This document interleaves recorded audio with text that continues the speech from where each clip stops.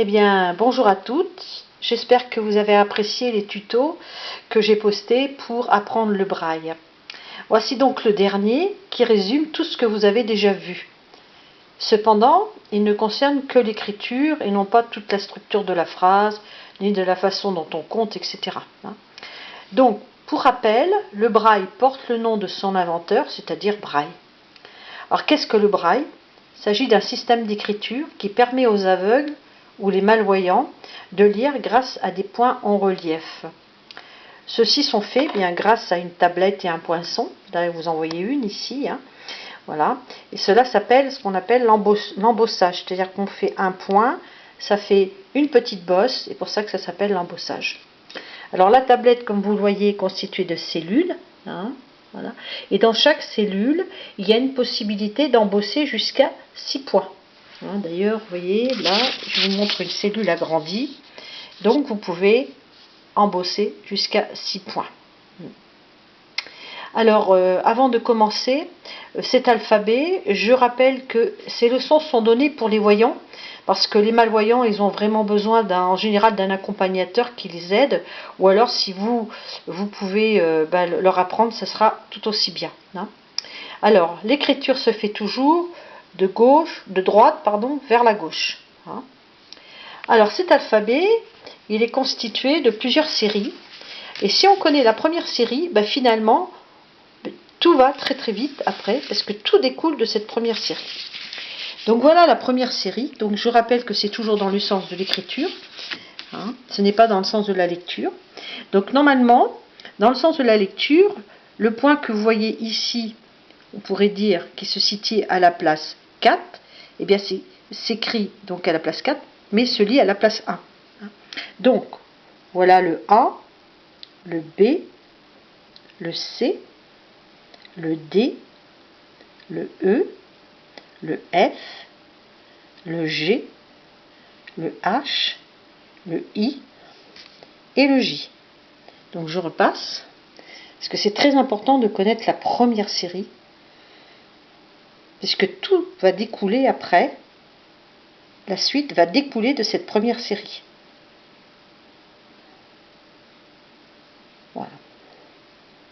Alors la deuxième série, eh bien, on a tout simplement rajouté le point numéro 3, bien sûr, on parle dans le sens de la lecture.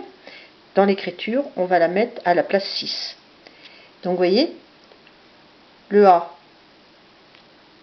on rajoute un point, le B, on rajoute un point pour faire la suite des lettres.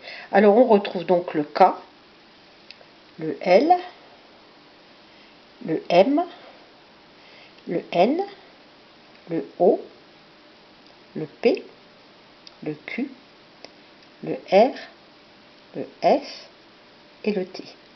Donc je repasse. Donc on a juste rajouté un point supplémentaire par rapport à la série numéro 1.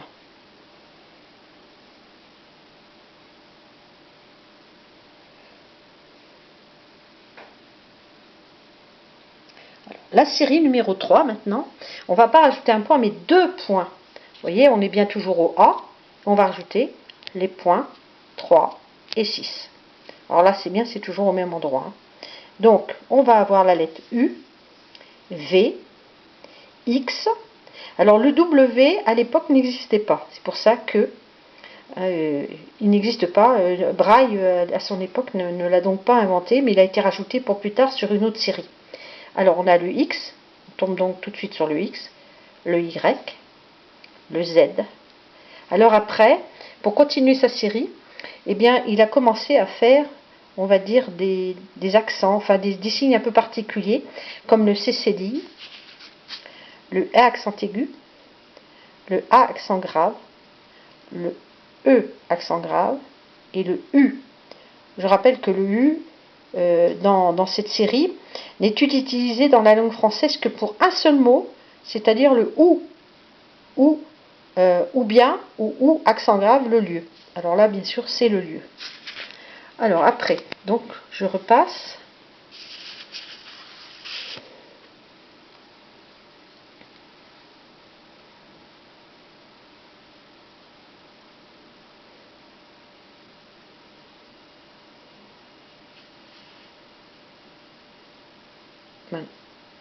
Donc maintenant, on va passer à la 4e série. Alors là, ce sont les accents. Ben oui, forcément, la langue française en contient tellement. Et bien, donc, il a fallu qu'il trouve un moyen pour pouvoir trouver les accents. Donc, il a rajouté, là, ben, le point 6, mais bien sûr, en écriture qui se trouve au point 3, à la place 3. Donc, ça fait A, accent grave, A, accent circonflexe, E, accent circonflexe, I, accent circonflexe, O, accent circonflexe, U, accent circonflexe. Le Y, il n'a pas d'accent. Tant mieux. Hein. Après, on va se retrouver avec le E tréma, I tréma, U tréma.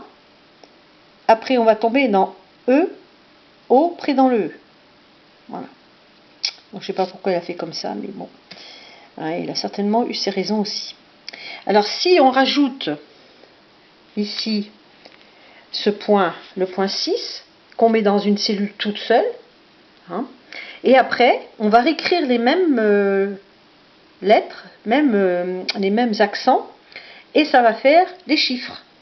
Donc, on va avoir 1, 2, 3, 4, 5, 6, 7, 8 et 9.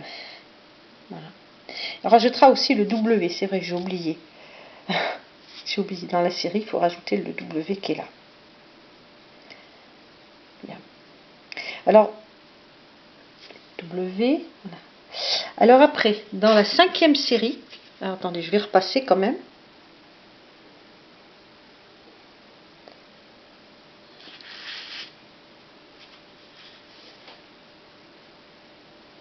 Alors, vous voyez, tout dépend toujours de la première série, où on rajoute des points. Et le W.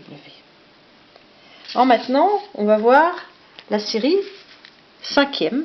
C'est la ponctuation. Alors là, c'est un petit peu comme si on avait secoué la feuille, et en fait, le A va tomber. Vous voyez, le B va tomber, etc. Donc, vous voyez, ça peut être quelque chose qui peut aider dans la mémorisation. Alors, le premier, ça va être la virgule. Le deuxième, le point-virgule. Après, les points, les 2 points. Après, le point d'interrogation. Le point d'exclamation. Les guillemets. L'ouverture de la parenthèse. L'astérix. La fermeture de la parenthèse. Alors, je repasse.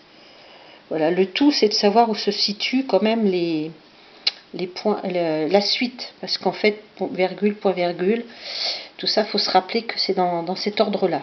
Mais enfin, ça rentre très très vite. Hein.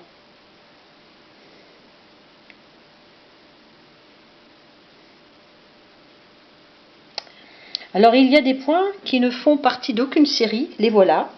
Il s'agit de la majuscule, le trait d'union, l'apostrophe et le 0.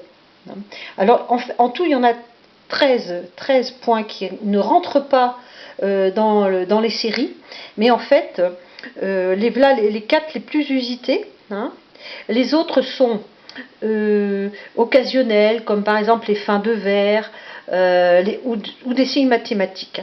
Voilà. Alors, je vous avais écrit quelques signes, comme par exemple pour le paragraphe. Après, des points de suspension. Hein, voilà. Après, l'italique. Hein, l'italique au-delà de 2 mots, etc. Voilà. Bien, bah écoutez, j'espère que vous avez bien progressé dans votre apprentissage. Et puis, si vous avez des questions à me poser, bah, n'hésitez pas à donner des commentaires. Et puis, si je me suis trompée aussi, parce qu'on n'est jamais... on peut malheureusement parfois se tromper, ne pas faire les choses comme il faudrait. Voilà, je vous remercie de m'avoir suivi jusqu'ici, et puis je vous souhaite une bonne continuation, et comme le dit mon amie Sylviane, picorez, picorez, picorez.